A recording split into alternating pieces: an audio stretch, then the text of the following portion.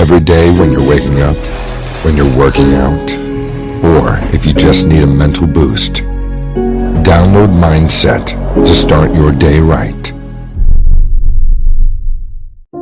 You're in a class, it's near the beginning of the semester, you write an exam or you hand in an essay and you don't get the mark that you desired. Okay, so what are your options? Well, one option would be, so you've hit an anomaly. Things didn't happen the way you wanted them to happen. And so maybe you say, geez, that was a boring and stupid class anyways. This gives me an excuse to get out, and so that's not such a negative thing. Or you think, oh, well, I really better buckle down and study, and you decide to stay in the class. So basically what you've done is maintained your framework. I'm going to work through this class. You've decided to modify some of the subroutines that make up that frame. You say, well, I should study more next time, or I have to prioritize this class compared to other classes. So it's a micro-alteration within the overarching framework. I think the essence of the scientific method is the willingness to admit you're wrong, the willingness to abandon ideas that don't work, the scientific way of thinking, questioning, some delicate mix of creative encouragement of new ideas and the most rigorous and skeptical scrutiny of new and old ideas. I think that is the path to the future. I think don't stand back and say, well, why are we teaching people these things? And we should tell them probably why we're teaching these things. Because a lot of kids just in school kind of puzzled as to why they're there. And I think if you can explain the why of things, then that makes a huge difference to people's motivation. They understand purpose. The things that aren't known should be talked about, because one of the ways to get things found out is to have it clear that we don't know the answer. And also one of the ways to give people the kind of responsibility and humanity which we would like to think we have is that they recognize when they don't know something and take their very ignorance into account in that time. Because you're a fool when you start something new. And so if you're not willing to be a fool, then you'll never start anything new. And if you never start anything new, then you won't develop.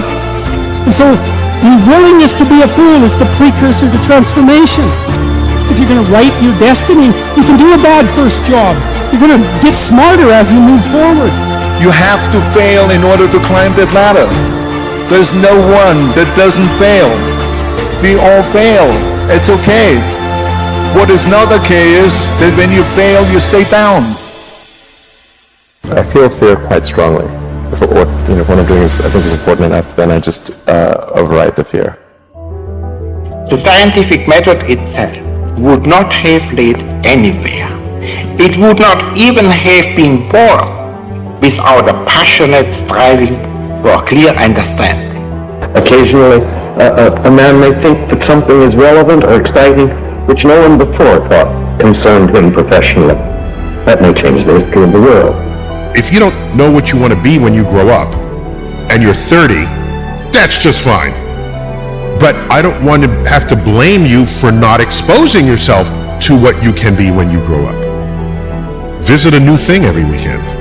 Go on a trip. Talk to experts in all manner of tasks, and visit a chef school. Visit a geology expedition. Just do things, and if you like it, you'll probably be better at that than anything else you choose to do, because you will invest even your downtime doing it. I have this disease, and many other people who have studied far enough to begin to understand a little of how things work are fascinated by it, and this fascination drives them on.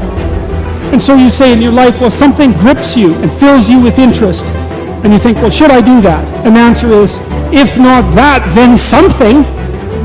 And there is a literature, too, that suggests that people are a lot more unhappy when they look back on their lives about the things they didn't do than they are about the mistakes they made while they were doing things.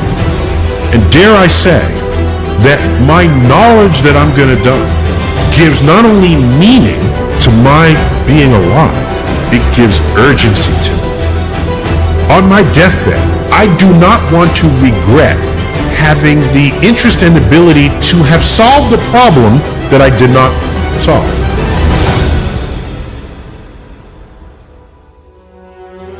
Sometimes you have to take chances, but people would rather play it safe, and that's that quiet desperation piece.